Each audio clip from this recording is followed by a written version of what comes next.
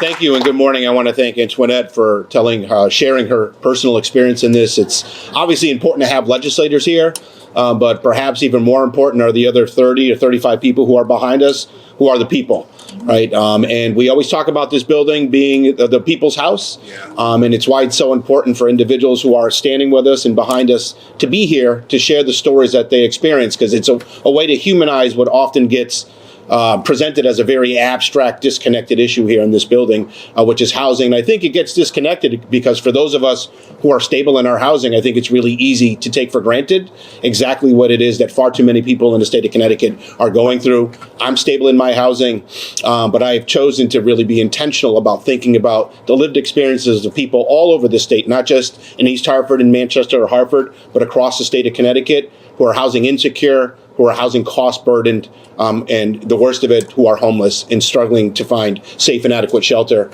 You know, housing is one of the most basic of needs, right? It's up there with food and clothing and human connections. But it's also central and core to the stability of individuals. It's core to the stability of families. It's core to the stability of communities. And that funnels right up to the stability of the state. And I've been here for a very long time. It's my 17th legislative session. I've been focused on housing for over a decade now. And I really unfortunately, have to appreciate that we've reached a crisis, and now there seems to be a lot of growing interest on the topic of housing. And we can still do something, but we need to do a lot more for the 10 to 15 or 20 years of inaction that have come out of this building on the question of housing. There's certainly a lot of discussion this year about cost and affordability.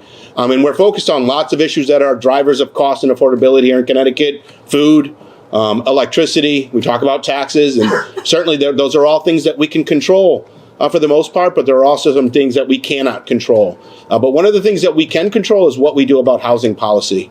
There are some things that we can do that are lower cost. Nothing is ever free, but certainly isn't going to require the tens of millions of hundreds of millions of dollars that it takes to accomplish a lot of other these things, or building a power plant to generate more energy or to produce more food locally.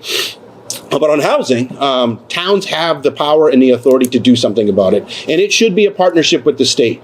There's a lot of discussion in this building about local control and making sure towns maintain that control, and I agree with that, right, to a point, though, right? We cannot be absolutist about this because right now, local control is the status quo, and the status quo is that we are one of the most constrained housing markets in the country. We have some of the most expensive housing to buy and or rent, so clearly something needs to change on that, and that's why we need to find opportunities and find ways to partner with towns and cities who I do believe want to come to the table and do something about this. They're going to need a partnership with the state. They're going to need resources. We are investing $800 million in housing, but I'm beginning to question, what are we getting for that $800 million? Are we producing enough units? Are we doing what we can to get more bang for that buck, knowing that we're not going to always be able to invest $800 million in housing a year? But if we allow local zoning regulation and local zoning burdens to be relaxed a little bit, I tend to think that we'll get a bit more housing out of that 800 million, and in particular, get more housing that is affordable and that is deeply affordable, because my biggest concern today